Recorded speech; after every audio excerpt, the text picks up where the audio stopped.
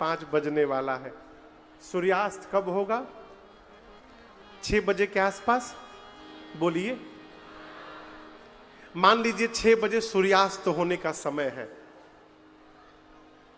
और 3 बजे दिन में ही सूर्यास्त हो जाए तो संसार में ऐसा कौन होगा जिसको कष्ट नहीं होगा?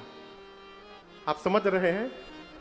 सूर्य के अस्त होने का समय सायंकाल 6 बजे है और दिन में 3 बजे ही सूर्य डूब जाए, किसको कष्ट नहीं होगा?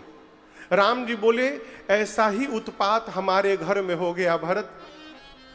समय से पहले पिताजी हमारे चले गए।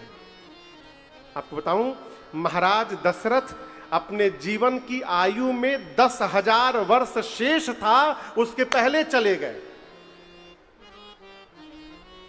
सरकार, अभी दशरथ जी की उम्र 10,000 वर्ष बची थी, उसके पहले निकल लिए। राम जी अपनी आयु जिए और अपनी आयु जीने के बाद पिताजी की जो 10,000 वर्ष की आयु बची थी उसको भी राम जी जी करके धरती से गए। अब आप कहोगे महाराज यदि मृत्यु निश्चित है तो कोई पहले कैसे चला गया? अकाल मृत्यु कैसे हो गई? यदि जाना तय है तो पहले कोई कैसे चला गया? प्रश्न हो सकता है।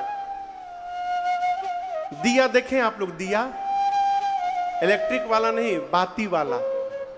मान लीजिए एक दिया है, उसमें बाती लगा है और उसमें घी भरा हुआ है और उसको जला दिया गया दिया को। हम आपसे पूछें कि इस दिए की उम्र कितनी है तो आप क्या कहिएगा? बोलिए, जितना उसमें घी है, ठीक ना? वो निश्चित है कब तक उसको जलना है। जितना उस दिए में घी भरा है वो उस दिए की उम्र है। दिया जल रहा है, रखा हुआ है, जब तक घी है वो जलेगा, उसके बाद बुझेगा। और उसी बीच किसी ने आके घरवा में पंखा चालू कर दिया, क्या होगा? वो क्या होगा? बुझ गया कि नहीं बुझ गया?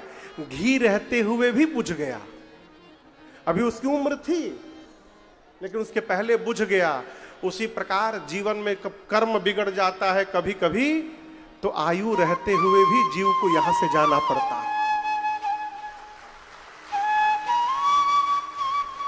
राम जी बोले कि समय से पहले पूज्य पिताजी आज चले गए हमारे आपके। लेकिन भरत, एक बात हम कहना चाहते हैं, अभी हम लोग अनाथ नहीं हुए हैं भरत। भरत जी पूछे, कैसे भैया?